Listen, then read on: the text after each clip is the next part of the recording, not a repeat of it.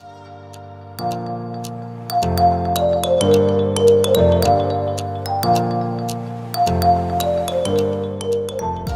hello, school counselors and school counselors to be. Thank you guys so much for coming to my channel, The Inspiring School Counselor. And today I'm going to be sharing with you guys just a little bit more detail on my morning play group. If you watch my videos from before, you would know that I would talk about this morning play group, getting it started. And so I actually had someone reach out to me that wanted to know a little bit more about it. And so y'all know I love to deliver for you guys. And so that is what we're going to be getting into today. Because maybe you guys want to know more so that you can start something like this at your school. So let's not prolong the time. If you have not subscribed, make sure you subscribe. And make sure you hit that notification bell so that you can be notified every time I upload a video. All right, you guys, let's get started. So first I have to give you guys a little bit of background of how this morning play group came to be. So before I even got the job as a school counselor, the former school counselor and the special ed teacher was already kind of talking about wanting to start something like this. The school counselor before me was already going to transition out into another school. Whenever I ended up getting the job, I actually ended up talking to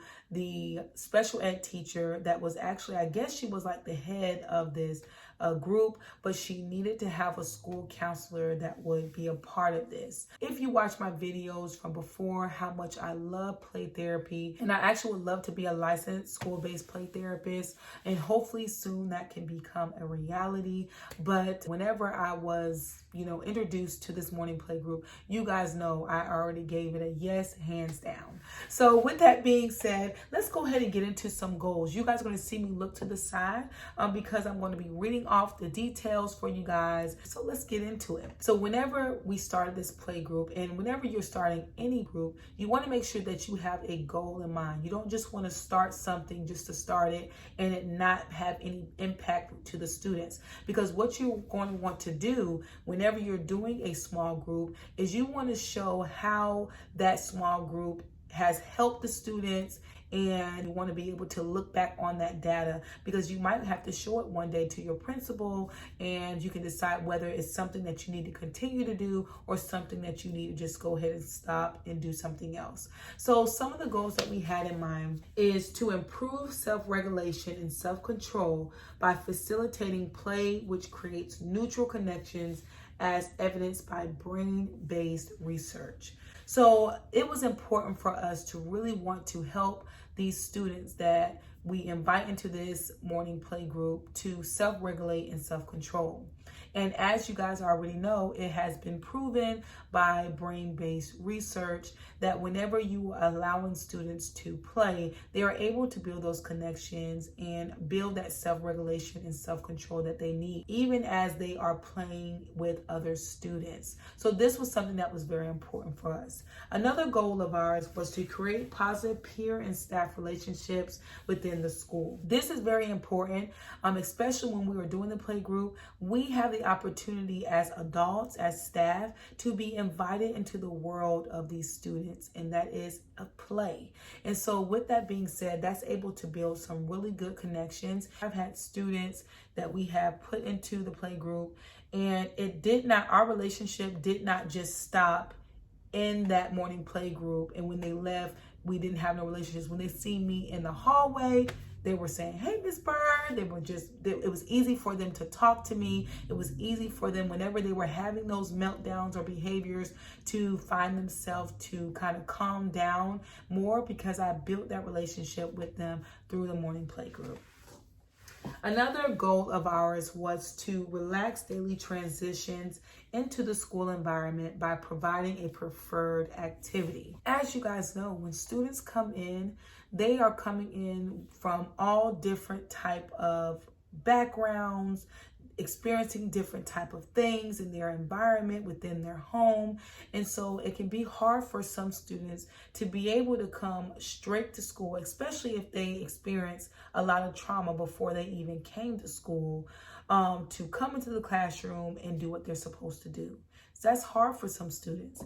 So being able to help them to transition by giving them a preferred activity, which is play, can kind of just help them to transition into that classroom. And it gives the students something to look forward to.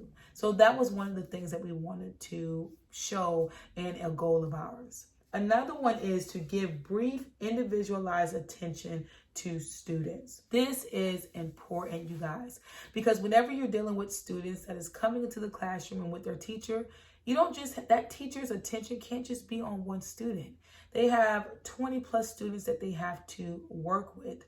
And so with that being said, when you are dealing with students that really need that individualized time, it can be hard for them to get that when they're in the classroom. So by doing the morning play group, it allowed us to give that student what they needed, which is that individualized time, and allowing them to play it out and just have that interaction with us. Whenever they transitioned, they were ready to get with whatever it is that the teacher was doing with the other students. So now I'm going to talk to you guys about some targeted students we wanted to be a part of this small group. We wanted students who are requiring removal from the classroom repeatedly for meltdowns and behaviors.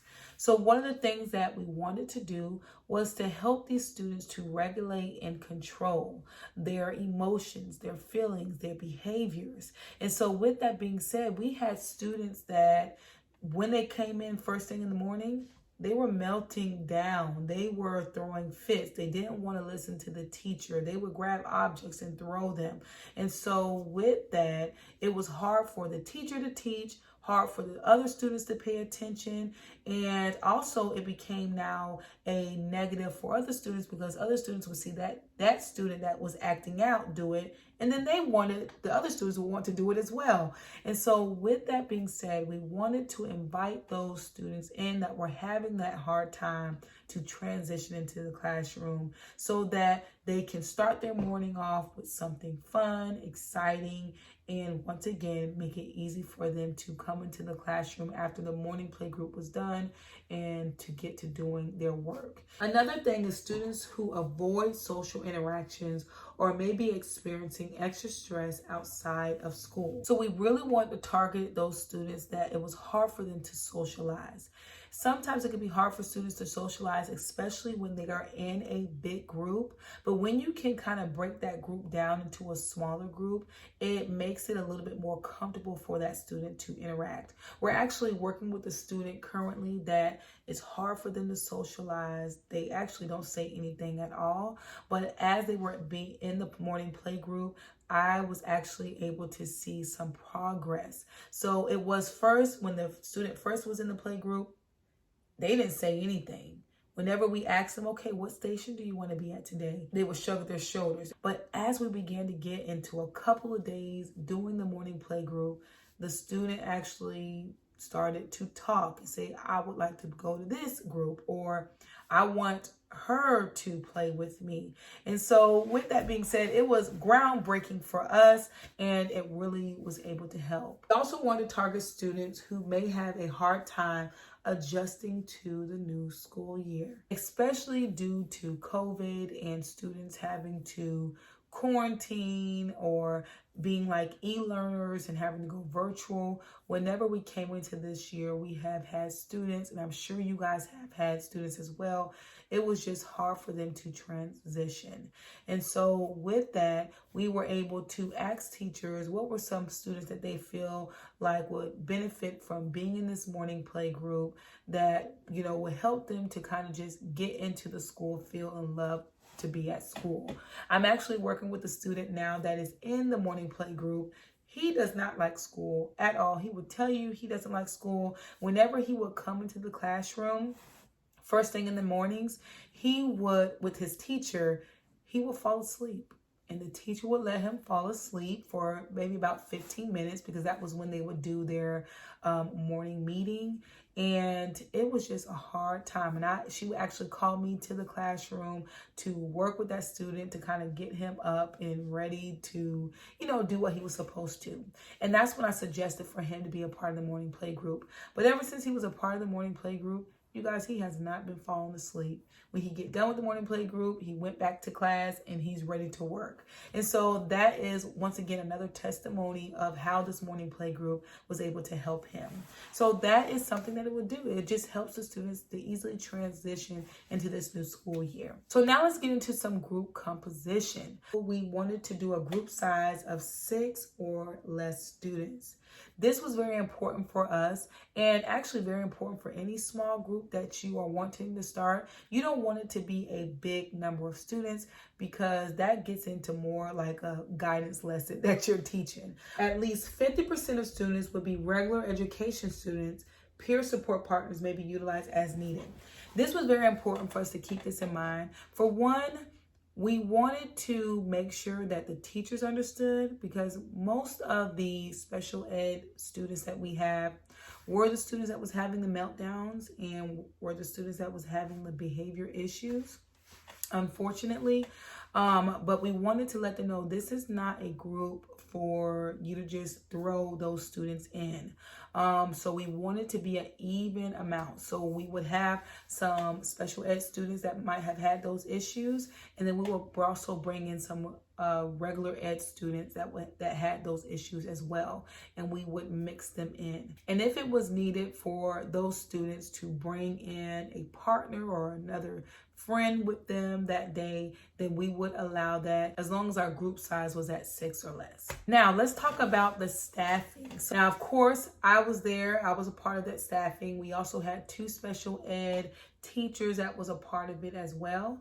And we actually opened the door for any other staff that needed to come in and be a part of it. But it was mainly me and 2 special education teachers. Now the location for this, we actually went to one of the special ed teachers' room. She was actually the pre-K special ed teacher, because her room was already set up for that play atmosphere. She had a kitchen in there. She had an art station in there. She had books in there. She had like just different manipulatives in there that the students can play and be a part of and work together with. And so it was easier for us to bring the students to her room. But if I had brought the students to my room, of course I did not have hardly any of that stuff in my room. But I did have art. I also had board games. I also had like some stuffed animals. But we just thought it was a better fit for them to go to her room. And that's actually where we are still currently doing it. There are also other areas within the school that we can utilize if we wanted to, like the construction lab. And that's just the room that has big blocks in there, and the kids would be able to go in there and build in there. We also have the gym if we wanted to bring them in there. Now, let's get into the timing. The timing was very important for us to keep in mind whenever we started this morning play group. We did not, of course, want to take them out of instructional time. So it worked really good for us to do it between 7:50 and 8:15, because that was a time where there was no instructional time and the students were able to have their morning meeting. So their morning meeting with their teachers was just a time that they went over the date, what they were going to eat that day. They would talk about maybe the weather, what news. And so we wanted to utilize that time to draw those students that was chosen for the morning play group, and it worked out really well. Now we're going to get into the format, basically how we ran it every day. So for one, we had a brief good morning greeting and school news on the rug. So we actually had like a mini meeting where once again we talked about what was going on in the school today. We also had a PowerPoint that the special ed teacher actually created. It was just a very simple PowerPoint, and what I did was I took that PowerPoint and I added more things to it. One topic for the week, and then every day for that week we would focus on different aspects of that topic. So for instance, if week 1 we discussed you are kind, then each day we would focus on different ways that you can be kind. So for example, this says hold the door for the person behind you. And then I would ask the students, who can they hold the door for that day? Or they could write like a thank you note or draw a picture for someone. Then I might ask them who they can draw a picture for or write a thank you note to. And then it can go on. And then we would do one on week 2 would be, you are smart. And so each day we will focus on what are some things that makes us smart.